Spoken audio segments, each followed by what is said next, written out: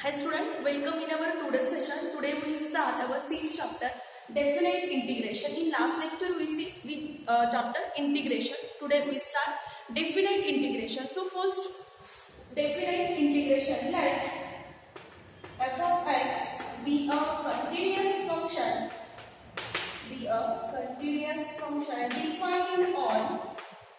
defined on an open interval OB. F of x is a continuous function which are defined on the open interval AB, where integration f of x dx is equal to phi of x plus c. Now we have to find out the integration of f of x on the given domain. That means integration a to b f of x dx is equal to, see here, integration of f is what? That is phi of x. Since integration f of x is phi of x and the limits are a to b. So first we put upper limit phi of b minus phi of a.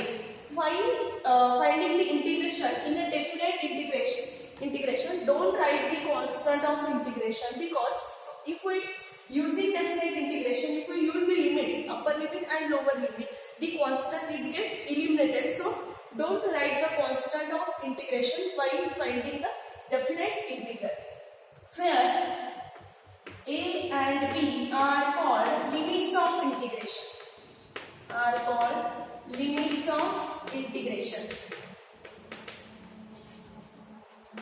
A and b are limits of integration, where a is called lower limit of integration. A is what? Lower limit, and b is called upper limit of integration. So if we finding the integration in a given domain, so first we take upper limit minus lower limit. This is all about the definite integration. We have to find the integration on given interval, that means a to b f of x dx is equal to phi of b minus phi of a. Remember that a and b are called limits of integration and b is upper limit and here a is lower limit. So first we put upper limit minus lower limit. Now we start to solve our exercise. First question in our exercise 6.1. Evaluate the following integration with respect to x. First example is there, integration 4 to 9 1 upon root x dx.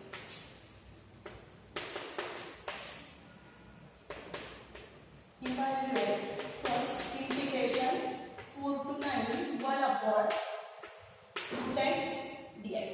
That type of examples we already solved in our integration chapter. Now here we have to find the limit of integration of limit 4 to 9. So first integration 4 to 9, the 1 upon root x can be written as x raised to half into dx. We can't find the 1 upon integral of 1 upon x raised to minus half. So we write the 1 upon x raised to minus half as an x raised to minus half into dx. Now we take the integral of x raised to minus half. Integration of x raised to minus half, that means minus half plus 1 divided by minus half plus 1. Don't write constant of integration plus c, because while we find integration in a limits of integration, the constant is gets eliminated and the limits of integration are 4 to 9. Right here x raised to minus half plus 1, that is half, and again minus half plus 1 which is half, and limits of integrations are 4 to 9. This 1 half is get multiplied here and x raised to half can be written as root x, and here we have to using the limits 4 to 9. Therefore is equal to, we keep 2 as a constant of outside and use the limits. First we take upper limit. Here upper limit is 9 and lower limit is 3. So first we use, instead of x, upper limit, that is value of upper limit root 9 minus lower limit, that means it is root 4, is equal to 2 into root 9 is 3 minus root 4 is 2, is equal to 2 into 3 minus 2 which is 1, which is equal to 2.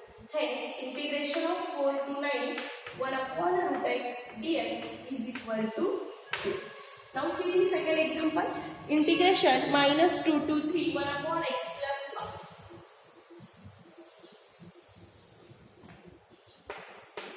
Is equal to integration minus 2 to 3 1 upon x plus 1. These all examples we already solved in our integration chapter. Now we have to find integrals on a definite integration. That means we have to take only limits of integration here. Now see here, log of 1 upon x plus 5. See here, derivative of x is 1 and derivative of 5 is 0. Since the integration of this function is what? That is log of mod x plus 1 and the limits of integration are minus 2 to 3. Why are we using this formula? Since integration f dash divided by f of x dx is equal to what? Log of a function plus, see here we take only log of function. Now use the first upper limit. Log of upper limit is 3. 3 plus 5, 8. Now take lower limit, subtract करायचा. Log of mod. Now take the value of x is minus 2 plus 5. That means it is 3. We can write this as a log of mod 8 upon 3. R is equal to. Remember this type of formula we most use, that is 1 upon x plus 5. If in numerator there is a derivative of denominator, then we write the integration of this type of function is log of function. Second, third example is there. 2 to 3 x upon x square minus 1. R is equal to integration 2 to 3 x upon x square minus 1 into dx. Now again here we use the same formula here. So how? X square, what is derivative of x square? Derivative of x square is 2x. If here it is 2x, then we can directly write the formula log of function. But इथे आपल्याला फक्त numerator मध्ये किती दिला? x दिला. आपल्याला पाहिजे किती त्या ठिकाणी 2x पाहिजे. So here we multiply and divide by 2 and adjust the term. 2 to 3 as it is 1/2 into 2x divided by x square minus 1 into dx. See here, derivative of x square is 2x, but in numerator there is only x. So here we adjust 2 by multiplying and dividing. Now this 1/2 is keep constant as outside of integration, and now derivative of x square is 2x and derivative of 1 is again 0. 1/2 is outside. Integration 2 to 3 2x divided by x square minus 1 into dx. 1/2 keep outside. Now again by using this formula, the derivative of denominator is in numerator. Since we write the integration of this function is log of mod x square minus 1 and the limits of integration are 2 to 3. So first remember that first we put upper limit and subtract lower limit from it. 1/2 into log of mod. First we take value of 3 instead of x. So 3 square is 9. 9 minus 1 which is 8. Minus take lower limit. Log of mod. 2 square is 4. 4 minus 1 which is 3. 1/2 keep as it is and log of mod 8 minus log of mod 3. That means using quotient law of logarithm. Log m minus log n. This can be written as log of m upon n. Since here you can write log of 8 upon 3. Since the integration of this function 2 to 3 x upon x square minus 1 dx is equal to 1/2 into log of mod 8 by 3. Now next question, question number 4.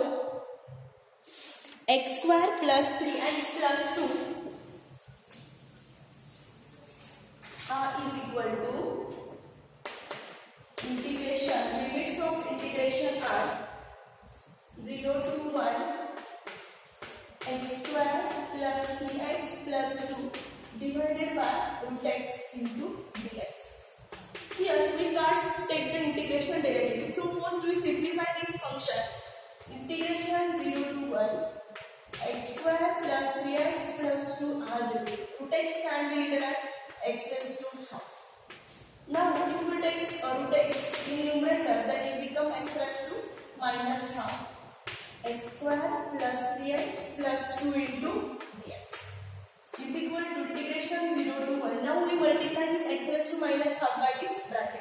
x raised to minus half into x square, that means x raised to 3 by 2 plus 3x into x raised to minus half, that means 3x raised to half, minus half plus 1. Here power of x is 1, that means minus half plus 1 will become plus half, plus 2 into x raised to minus half into x.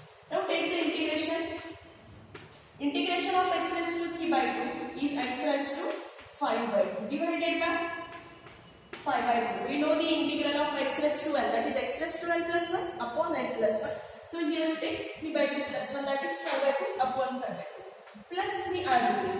Again x raised to half plus 1, that is x raised to 3 by 2 divided by 3 by 2 plus 2 into x raised to half plus 1, that means x raised to half divided by half. Right, limits of integration, that is 0 to 1. First we simplify this. This 5 by 2 can be written as 2 by 5 into x raised to 5 by 2 plus here 2 is in denominator, since here it gets multiplied, 3 into 2 6, 6 divided by 3, that means it is 2x raised to 3 by 2 plus here 2 is in denominator, so again here 2 gets multiplied by 2, then 2 into 2 it is 4, that x raised to half can be written as root x. The limits of integrations are 0 to 1. Now use the limits. First upper limit is 1, so instead of x we take upper limit 1 and lower limit is 0, so you don't write the lower limit, because here in every term if we take 0, each term becomes 0. So if we take here 1, then it is 2 by 5, 1 raised to 5 by 2, again it is 1, 1 raised to 3 by 2, 1, and root 1 is also 1.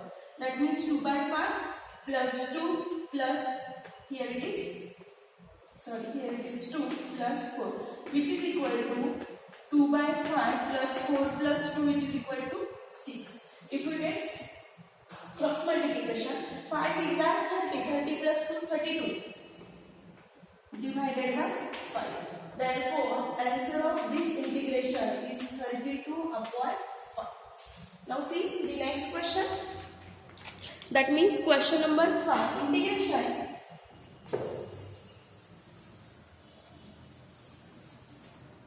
Question 5, integration 2 to 3.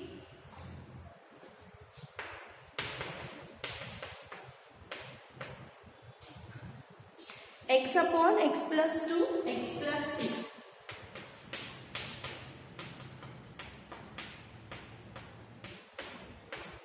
We already solved this type of examples in our integration chapter by using the partial form. So first we express the given rational form in a partial form as x divided by x plus 2 into x plus 3 is equal to a divided by x plus 2 plus b divided by x plus 3. So if we simplify this, then we will get a into x plus 3 plus b into x plus 2. See equation number 1. Now we have to find the values of a and b, which we take the constant as it. So first we have to find the value of a. So first we make x plus 2 0. Since b becomes 0, then we get the value of a. So when this bracket becomes 0, that means if we take x is equal to minus 2, this bracket becomes 0. So put x is equal to minus 2 in equation 1. Therefore, minus 2 is equal to a into minus 2 plus 3, 1. This implies a is equal to minus 2. Now, here we get the value of a. Now we have to find the value of b. That means if we have to find the value of b, make this bracket 0 since a becomes 0. When a becomes 0, if we take x equal to minus 3, then this bracket becomes 0. Obviously, a becomes 0. Then we will get the value of b. So put x is equal to minus 3 in equation 1. So if you take minus 3 here, then it is minus 3. Here minus 3 plus 3 become 0. Plus b into minus 3 plus 2, that means it is minus 1. And minus minus it become plus. Therefore, value of b is equal to a is minus 2 and b is equal to plus 3. Therefore, our expression x upon x plus 2 into x plus 3 is equal to what? A upon x plus 2. But what is value of a? Minus 2 divided by x plus 2 and value of b, that is 3 upon x plus 3. We have to find integral of this term. Instead of this, we take the integration of this. Therefore, I is equal to, what is limits of integration? That is 2 to 3. Minus 2 divided by x plus 2 plus 3 divided by x plus 3 into dx. Now we separate out the integrations here. Therefore, r is equal to minus 2, keep outside the integration, 2 to 3, 1 upon x plus 2 dx. Here again 3 is constant, so keep outside, 2 to 3, 1 upon x plus 3 dx is equal to minus 2. Again here we use the same formula, that is if derivative of function is in numerator, then we take the log of mod plus c. Here derivative of x is 1 and derivative of 2 is 0. So answer of this is log of mod x plus 2 plus 3 into, again here it is said log of mod x plus 3 and the limits of integration are 2 to 3 is equal to, first this is positive term, so here by using exponent of logarithm, see n log m, that is log m raised to n. In 11th standard we see this, n log m is equal to log m raised to n. Therefore here we write log of mod x plus 3 cube. This is positive term, so we take first minus log of mod x plus 2 square and the limits of integrations are 2 to. Now again by using quotient law of logarithm, log m minus log n, this can be written as log of mod x plus 3 cube divided by x plus 2 square. Limits of integrations are 2 to 3.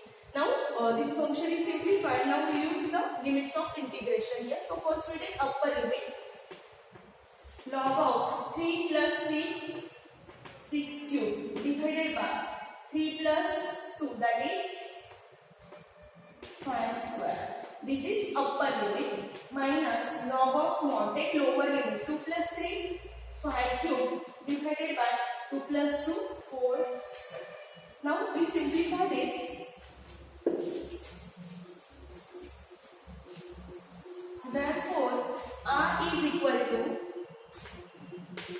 log of mod 6 cube is 260 divided by 5 cube, 5 square is 125. 5 square is 25 minus log of mod 5 cube is 125 and 4 square is 60. Again here it is log n minus log n. Since again we are using the quotient law of logarithm, that is log of m divided by n. Since here log of 260 divided by 25 upon 125 divided by 60. Now simplify this, 216 upon 25 into 16 divided by 125. If you take product of this, then you will get log of mod 216 into 60, that is 3456 and 25 into 125, that is 3120. Therefore r is equal to log of mod 3456 divided by 3125. The next question number 6 is again a very easy question. You should try this question by using our 6th standard formula. You should try to solve this question. In next lecture we see our next exercise.